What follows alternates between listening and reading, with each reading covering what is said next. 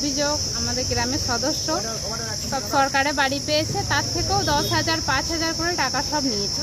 এগুলোকে নেওয়া তো ঠিক নয়। কে সেটা, কে, তার নাম কি? বেলদেশ্বর দাস। পঞ্চায়েত সদস্য ছিল? হ্যাঁ, পঞ্চায়েত সদস্য ছিল। কোন দলের? টিএমসি। এখন আপনারা কি চাইছেন? ওর শাস্তি হোক, ওকে অ্যারেস্ট করুন। আমাদের দাবি অ্যারেস্ট করতে হবে। আপনি কখন ঘর আপনার আপনার নাম কি দিতে ভাই? উল্টি দাস, বাড়ি? বিজেপি। আপনি কখন ঘর পেয়েছিলেন?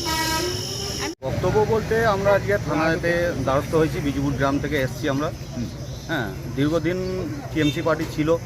টিএমসি পার্টি থাকাকালীন আমরা সুযোগ সুবিধা কিছু পাইনি। ঠিক আছে, আজকে যে টিএমসি বিগত দিনে যে টিএমসি নেতা ছিল, কি নামটা?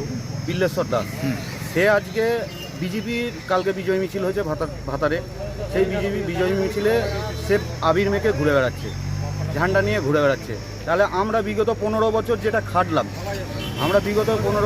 খাটলাম, যে আমরা এত কষ্ট করলাম, আমি একটা হ্যান্ডিক্যাপ মানুষ, আমি কোনো সাহায্য পাইনি।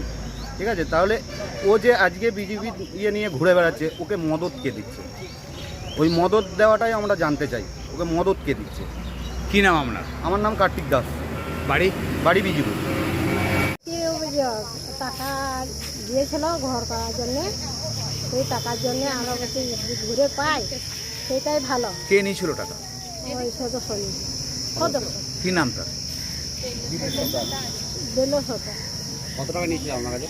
আমাদের কাছে 10,000 টাকা। কত টাকা নিয়েছিল? 10,000। আপনি কতদিন আগে ঘর পেয়েছিলেন? অনেক দিন হয়ে গেল। এখন কি চাইছেন? ওইটাই চাইছি যে ওই টাকা, যে টাকাটা নিয়েছে সেই টাকাটা যদি ফেরত দেয় সেটাই ভালো। কি নাম আপনার?